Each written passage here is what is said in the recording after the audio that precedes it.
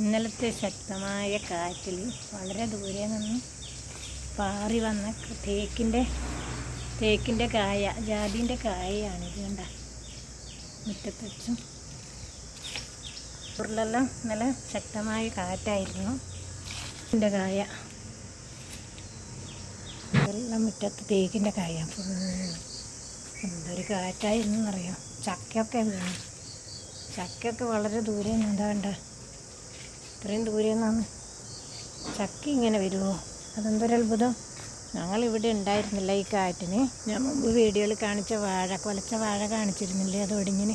അത് ഇന്നലെ ഒടിഞ്ഞതല്ല കേട്ടോ.